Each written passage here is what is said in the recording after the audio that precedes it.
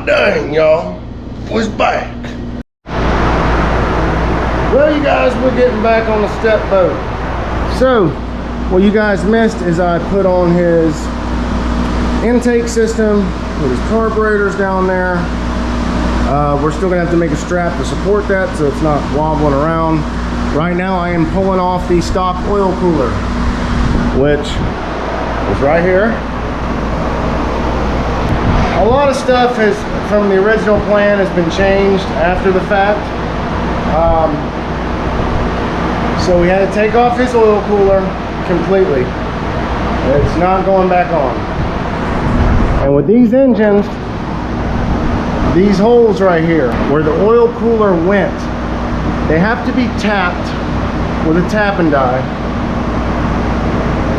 and have threads put in there so you can thread in your oil cooler line 90s, 45s, whatever you want to call them, or whatever angle you need to have.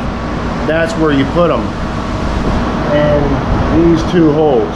And these engines, this goes with the 47013 also.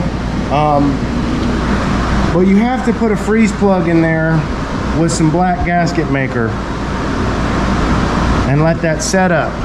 Jeff went and got the Norman Clay starter alternator bracket system, which is very nice. That's what I have on my boat. Obviously, he's doing a newer style nowadays. This looks like the old Dick Waters flywheel. I kind of like this flywheel a little bit better than mine, but it's all right. The reason I say that is because it's lighter. It's got bigger holes in it. There's a lot more material missing. The lighter your flywheel and the lighter all that stuff is, the easier your motor is going to spin up. I took off his aircraft starter. I have to take off his aircraft alternator. I have to make plates for those. Also, he got the Norman Clay headers too, which I also have on my boat right here. So we've got the nice Norman Clay headers, alternator starter bracket system, which we got from Carry-Eyed. I do know Norman myself. I knew his son pretty well, stepson, or almost stepson, whatever.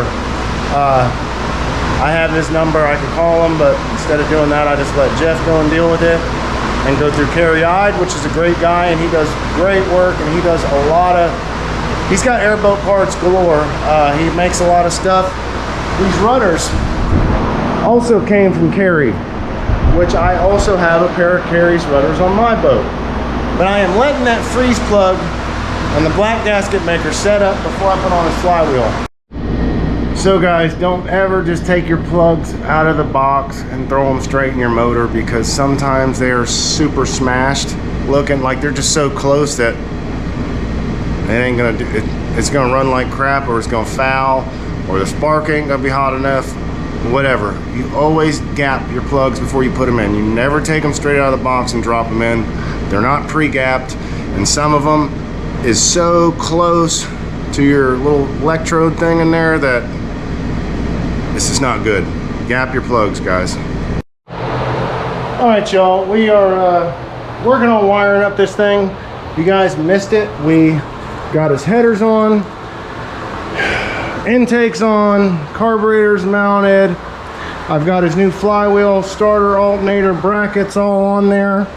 I have not put the starter on yet because I have to drill and tap these two holes right here where the red caps are to receive the oil lines from where the old oil cooler used to go. Originally, we were gonna run the aircraft oil cooler and use all the aircraft stuff because it was already there, and that's what we agreed on, and then Jeff changed it up. But now we are running the Norman Clay starter alternator kit and brackets.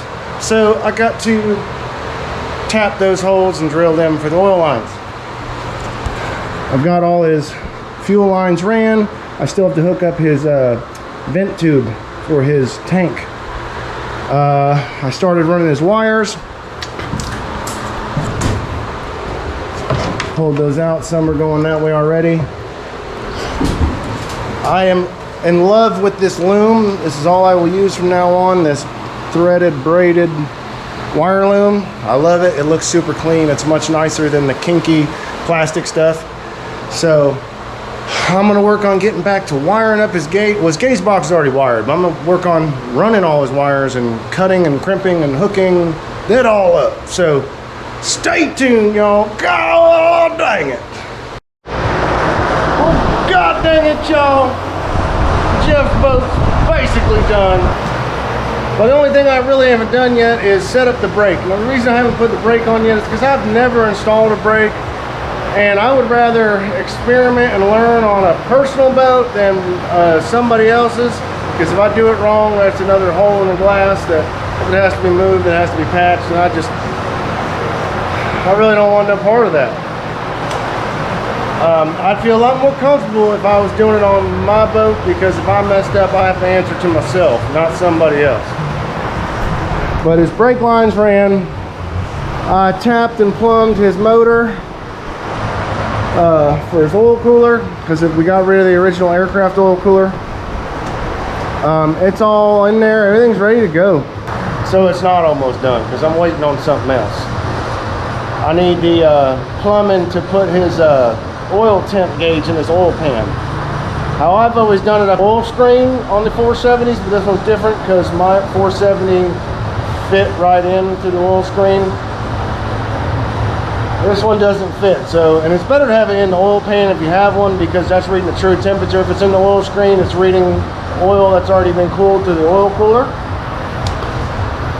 So the idea is we're going to put it on in here, but on the other side, because there's two of them. There's one yonder and one yonder. So other than that, though, the boat's done, but I am going to pull it out and rinse it out, wash it out, because it's dirty, it looks terrible. There's leaves and stuff and all the wire clippings and cuttings from wiring it. But man, she's ready. I can turn that switch right there and hit the ignition, and this sucker spins over fast. So I'm gonna work on continuing to clean this thing out and clean the tools out of it and all the big stuff, so I can wash and sweep the rest of it out. And we'll be back in a minute. You guys will see what it's done. Well, you guys, man, she's done. Done as I'm gonna get her. And it's done. Only thing that really never got done, which was I was never told to do it, wasn't hired to do it, and usually I would go the extra mile and do it, but I went the extra mile on so many other things that I'm not doing it. And that's painting the seat box. Other than that, I just washed her all out. Some Dawn Distip, good for the ducks and the Earl. So here she is, y'all. We're about to fire up when Jeff gets here. Just a quick overview, and I doing a brake. I did end up doing the brake.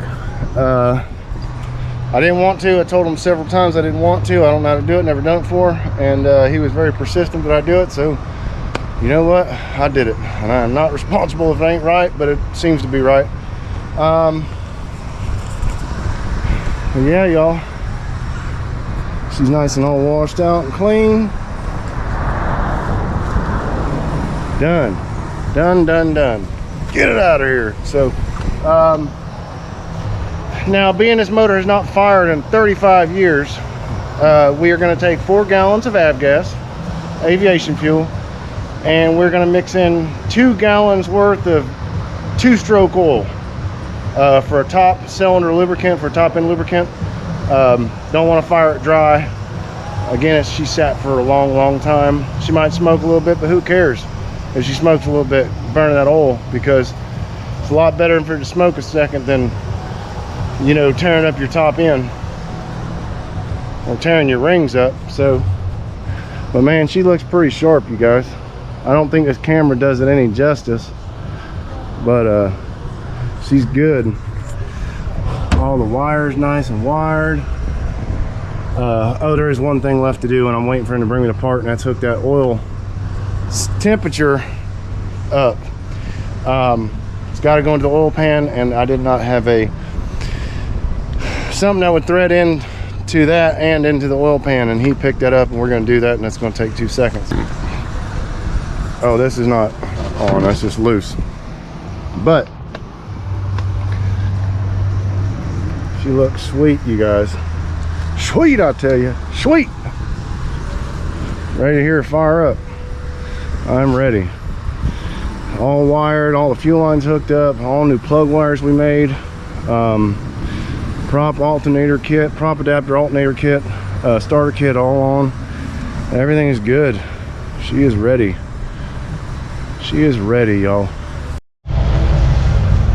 All right, y'all, we just got fuel in there. She's primed for fuel. We took the plugs out, put oil in it. Took the plugs out, turned it over till we had oil pressure before we started, so she ain't dry. We put a little 2-stroke oil in the mix for the fuel to keep the top end lubed, and we're about to see she fires. Well, all right, y'all, we did not get it fired up. The mags just weren't sparking. I sanded the points. His condensers are probably bad.